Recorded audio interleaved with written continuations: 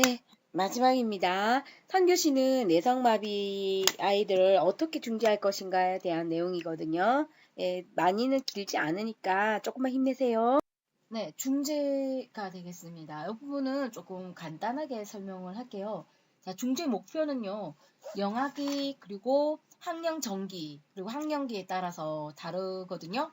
자, 영아기 때는요, 제일 중요한 게 이제 가족 교육하고 이제 부모 교육이죠. 그래서 함께 이제 아기를 보면서 치료 목표를 조정하는 게 중요하고요. 두 번째는 이제 부모가 배워야 되는 거죠. 그래서 영아의 치료와 관리에 자신감을 주는 거죠. 그래서 이제 부모는 아동의 비정상적인 자세, 움직임에 제한, 기능적 운동을 촉진하는 자세를 취할 수 있도록 하고요. 그 다음에 대칭 활동을 증진시키고 먹이고 입는 기술을 가르쳐 주는 게 목표입니다. 자, 세 번째는요. 최적의 감각 운동 경험과 기술을 촉진시켜서 활동과 참가를 증가시키는 거예요. 네, 이때 할 수 있는 게 이제 뻗기나 스트레칭이죠. 구르기, 앉기, 배밀이, 전완 운동, 서기, 걷기 전 기술 같은 거 배우게 되는 거죠. 그래서 자세, 안정성의 발달에 초점을 맞추는 게 되겠습니다. 그렇다면 학령 전기에는 어떤 걸 하냐면은 2차 손상의 예방이죠. 2차 손상 예방하는 거기 때문에 최적의 자세 정렬, 그 다음에 신체 움직임을 할 수 있는 조건을 만들어주는 거예요. 그래서 첫 번째는 근육의 힘 발생 능력을 향상시키고, 그래서 뭐 계단 오르고 내린다거나 트레드밀 사용이라든가 공을 가지고 하는 체조, 중력에 대한 움직임 있죠. 둘째는 강직이죠. 자, 첫 번째는 이제 근력을 쓰기 위해서 이제 근육을 쓰기 위해서 그 힘 발생하는 능력을 향상시키는 거고, 두 번째는 강직이죠.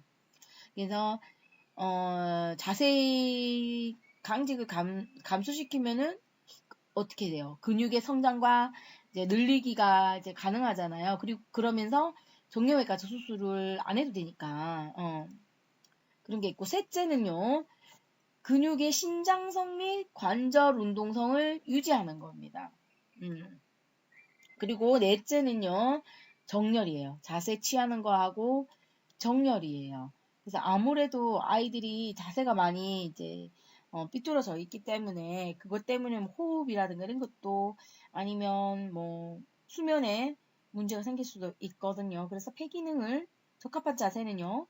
폐기능 기능을 이제 향상시켜 주기 때문에 이때 할 수 있는 게 대표적인 게 뭐 자세 취하는 거, 바닥에서 자세 취하는 거, 어떻게 앉고, 그 다음에 서고, 눕고, 놀 때는 어떻게 앉아라, 이런 거를 알려주는 거예요. 그 다음 학령기입니다. 학령기 때는요, 이제 아이가 이제 학교에 이제 가고, 이제 지역사회 활동을 하기 때문에, 이제 구축이 되지 않도록 하는 게 제일 중요하거든요. 그래서 근육, 신장성이 힘을 발생하고 관절 보자고 체력 유지, 이게 가장 핵심입니다. 그래서 그렇습니다. 네.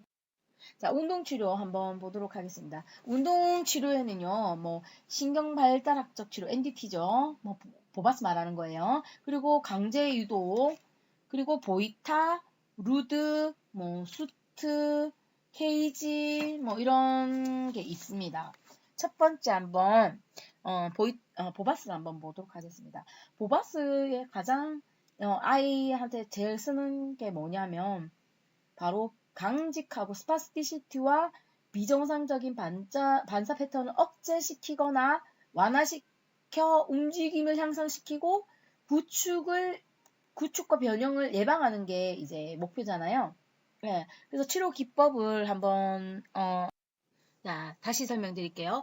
일단 비정상적인 반사 억제와 정상적인 반사를 촉진하는 거예요. 그래서 이제 정상 운동 발달을 모방해서 운동 발달 개념을 도입을 했고요.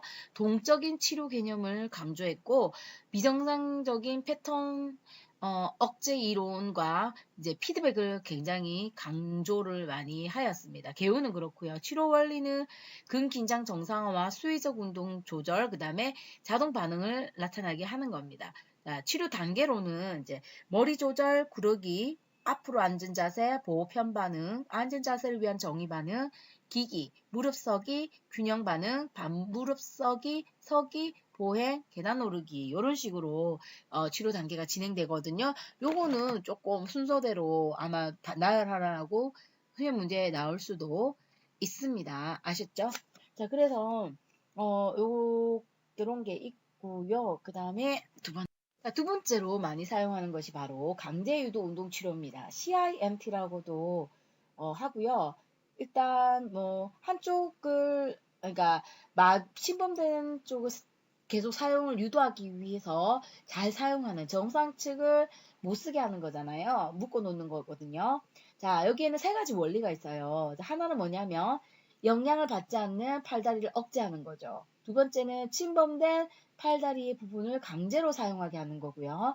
세 번째는 집중적인 연습을 하도록 하는 겁니다. 그래서 이렇게 했더니 신경 가소성이 조장된다고 많이 논문에서 발표를 했죠. 네, 그렇지만 요즘에 임상적인 적용 한계를 고려해 가지고요. 보통 한 10주간 주 5일 하루 5시간 강한 측 억제와 하루 30분간 기능적 운동 치료를 병행하는 게 많이 이용된다라고 합니다. 보통은 이제 6시간 정도 못하게 하는데 문제가 좀 있죠. 네. 자, 보이타 치료입니다. 보이타 치료는 바로 이제 유발점이라는 거를 자극을 하는 거죠. 그래서 뭐 유발점에는 4개, 그러니까 기기에서의 팔다리는 4개고, 그다음 반사적 뒤집기에는 가슴 점인데 이제 총 5개가 있어요. 요 그림 보시면 이렇게 5개가 4개 있거든요. 한번 볼까요? 그 반사적 뒤집기를 하는 거는 이제 뭐 여기 몸통점, 어깨 봉우리뼈, 그 다음에 어깨뼈 아래쪽 3분의 1, 그 다음에 위앞 엉덩이 뼈 가시, 그 다음에 중간 볼기근이 바로 여기 해당합니다. 그래서 신체 자세를 일정하게 변화시킬 때 유발되는 반사 자세, 그쵸? 동작을 자세 반응이라고 하는데요. 이 자세 반응은 출생 후부터 서기가 가능할 때까지 규칙적인 발달 단계를 보이잖아요. 그래서 뭐 뇌간 단계, 뭐 뇌줄기 단계, 그다음에 중간 뇌 단계, 그다음에 피질 단계 이렇게 가잖아요. 자, 한번 볼까요? 자세 반응 검사. 견인 반응이죠. 애를 이렇게 잡아당기는 거, 란다우 반응, 고개를 익스텐션이나 플렉션 시켜보면은 팔다리가 어떻게 움직이는지 보는 거고요. 겨드랑이 걸치기 반응, 그 다음에 보이타 측방 전이 반응, 그리고 콜리스 수평 현수, 이렇게 팔과 한쪽 다리에 팔과 다리를 들어서 보는 거죠. 그리고 파이퍼 이스페르트 반응, 이렇게 애를 거꾸로 이제 들었을 때 어떻게 반응하는지 이렇게 이루어져 있습니다. 자, 루드는요, 적절한 감각 자극을 통해서 근반응을 유발하고 정상적인 긴장성을 달성을 하는 게 말하는 거예요. 그래서 여기에는 네 단계가 있습니다. 모빌리티 단계, 스테빌리티 단계, 컨트롤드 모빌리티, 그 다음에 스킬드 단계. 운동 조절은 모터 컨트롤은 요 네 단계로 이루어져 있습니다. 자, 모터 컨트롤의 4단계는 뭐다? 모빌리티, 스테빌리티, 컨트롤디드 모빌리티, 스킬드. 이렇게 네 단계로 구분되어 있습니다. 루드는 반복적인 자극을 통해서 정상 발달해 보이는 운동 양상을 획득할 수 있는 치료고요. 빠른 솔질, 그 다음 문지르기, 냉자극, 근육이 빠르고 가벼운 신장, 그리고 힘줄 및 근복을 두드린다거나 건복을 압박하는 이런 게 있습니다. 그 다음에 팔렙스도 있고 데버도 있습니다. 이거는 제가 2개를 더 달아놨어요. 팔렙스는 비정상적인 근긴장도에 의해 나타나는 이상 운동을 줄이기 위하여 적극적인 보조 기구를 사용하는 거죠. 그래서 독립적인 움직임이 될 수 있도록 이끌어주는 거 말하는 거고요. 데버는 운동 패턴보다는 기능적인 능력을 향상을 시켜가지고요. 가능한 신체 부위 가능한 신체 부위를 집중적으로 훈련시켜주는 겁니다. 그렇다 보니까 일상생활 활동 훈련을 강조하고 다양한 보조기구를 사용하는 게 있습니다. 여기는 참고로 제가 더 적었습니다. 수트입니다. 수트 치료는요, 이렇게 얇은 옷 위에 입는 의복 같은 보조장치인데요. 모자, 조끼, 셔츠, 무릎과 발목 받침대 이렇게 구성되어 있거든요.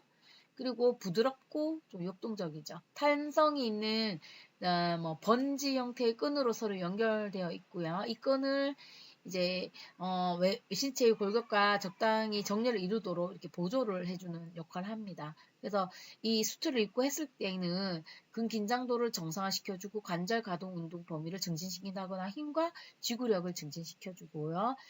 근육 조절 능력을 개선시키고 협조 및 유연성을 증진시켜줍니다. 그리고 고유 감각 증진도 있습니다. 케이지요. 요게 바로 케이지인데요. 케이지는 이제 두 가지가 있어요.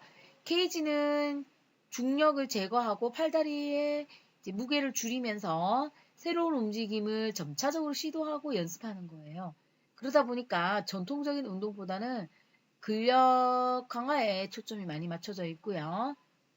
약한 근육에 적절한 저항과 도움을 줌으로써 완전한 움직임이 일어날 수 있도록 합니다.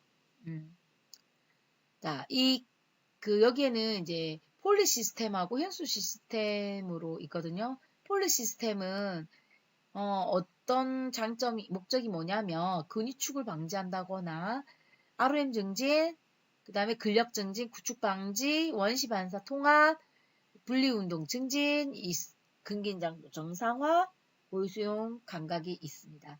현수는 이렇게 애를 매달아 놓고 하는 거거든요. 그래서 근력 증진, ROM 똑같아요. 안정화, 여기 안정화나 균형 협응 증진에 좀 많이 포커스 맞춰져 있고요. 감각 통합, 독립적인 움직임, 기능과 숙련할 때 많은 도움을 줍니다. 네, 물리적 인자 치료를 보겠습니다. 거기에는 뭐 이제 전기 치료가 대표적인데요. FES나 NMES를 사용할 수 있습니다. FES는 근수축을 유발해서 하는 거고요. NMES는 근재교육에 사용합니다. 그리고 보조구로는 이런 게 있죠. 매트, 중력에 대항해서 활동할 수가 있고요. 벤치, 이렇게 높이가 다른 걸로 되어 있고요. 그 다음에 공. 이제 머리와 몸통의 굽힘, 평원, 바깥 굽힘, 몸통 돌림 운동이 촉진됩니다. 그리고 이렇게 균형판을 이용해서 바로 서기 반응이 유발되고 만약에 다리만 빠르게 기울이면 평형 반응이 유도됩니다. 네. 그리고 워킹 레일을 이용해서 독립적인 보행이 어려운 아동에게 수트를 착용한 후 이렇게 훈련시키면 되고요. 체중을 이동시키는 훈련 및 이동훈련, 치료사의 도움을 최소화하고 환자의 기능적 능력을 증진시킬 수 있죠. 아무래도 이제 낙상 위험이 없죠. 이렇게 하게 되면은. 그다음 일상생활 동작, 생활 활동 훈련으로는 대표적인 게 예를 들어서 강직형, 스파스틱 쿼드리플레지아 같은 경우는 생활 동작이 가능한 한도의 할 수 있는 범위 내에서 이제 자립과 비정상 자세의 발달 방지, 보조자의 부담 경감을 시킬 목적으로 하는 게 많습니다. 그리고 강직형일 양쪽 마비일 경우에는 팔의 마비가 경증이어서 안정된 자세 하에서는 자립하는 동작도 가능하죠. 앉아있을 때는 이제 마음대로 움직일 수가 있죠. 선 자세나 다리를 길게 뻗고 앉는 자세는 싫어하거든요. 그래서 의자에 앉거나 다리에 벌려서 앉는 것을 선호하는 경향이 보입니다. 그래서 선 자세에서 비등적인 자세가 많고요. 지팡이 없는 보행에서 몸통의 가쪽 흔들림이 심하게 나타납니다.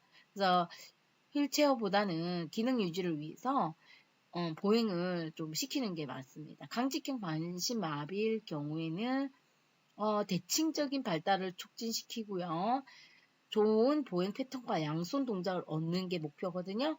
그래서 건강한 쪽에 의존하기 쉬운 활동에 조금이라도 약한 쪽을 섭렵시켜서 양쪽 다 사용할 수 있는 걸로 유도해 주면 좋고요.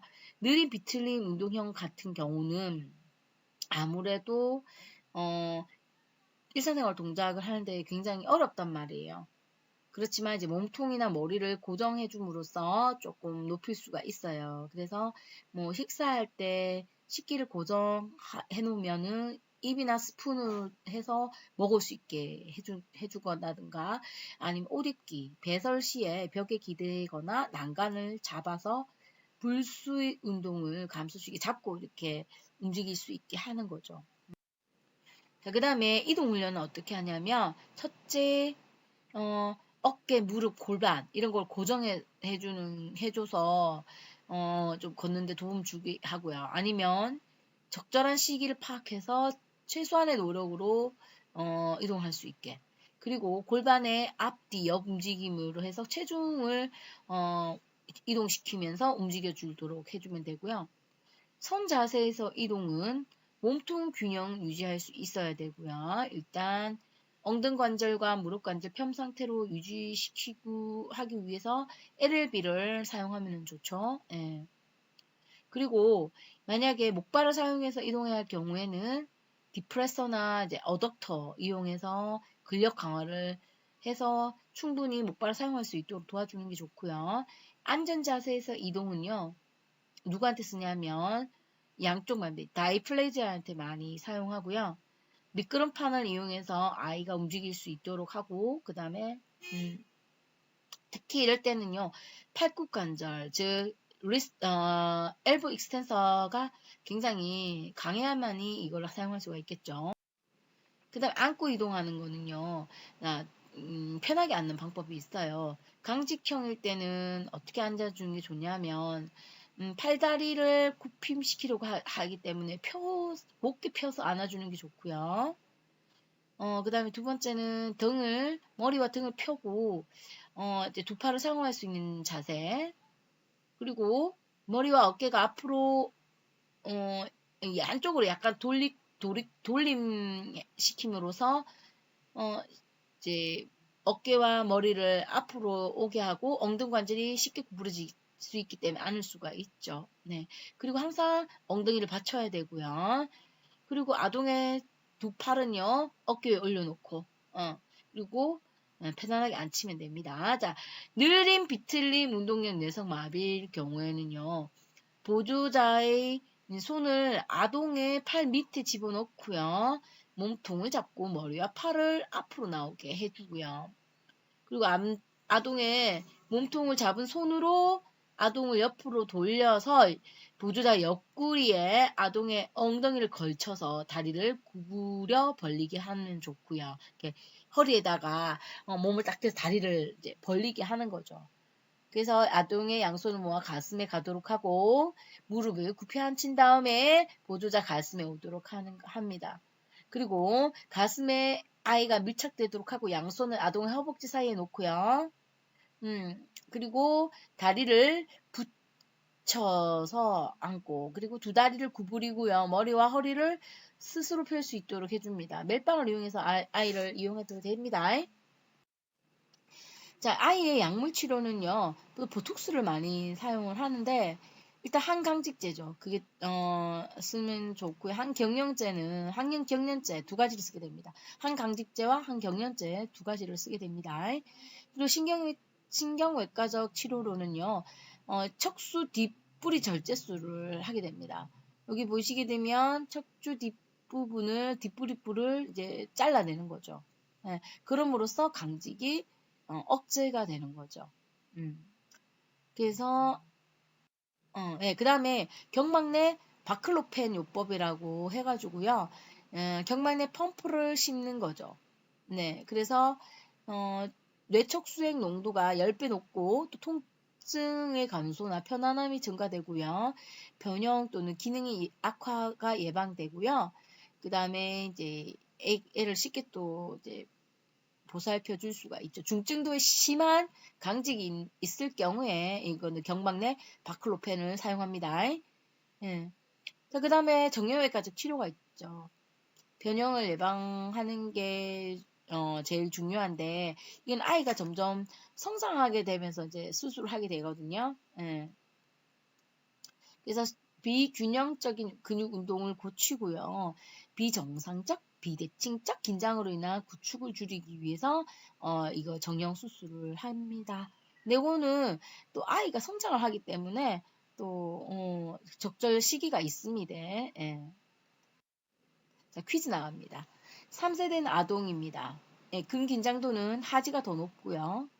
상지 기능은 오른쪽 팔은 내측 돌림과 엎침 되어 있습니다. 왼손이 우세합니다. 자세를 봤더니 W자 모양으로 앉아 있고요. 다리를 펴고 앉기를 시키면은 체간을 구부리고 체중이 엉덩이 뒤쪽에 놓이면서 왼쪽에서 오른쪽으로 밀 때 옆으로 쓰러져 버리죠. 자, 그래서 중재는 어떤 걸 했냐면 벤치 앉아 레고 블럭을 한 손을 사용해서 왼쪽에서 오른쪽으로 옮겨 담게 하는 중재를 했었습니다. 자, 그러면 얘는 어떤 마비가 될까요? 하지가 더 높다고 했으니까 네, 경직형 양하지 마비가 되겠죠. 네, 그러면 중재를 통해서 직접적으로 형성될 수 있는 기능은 뭘까요? 네, 답은 1번 체중 이동입니다. 예, 여기까지입니다. 감사합니다.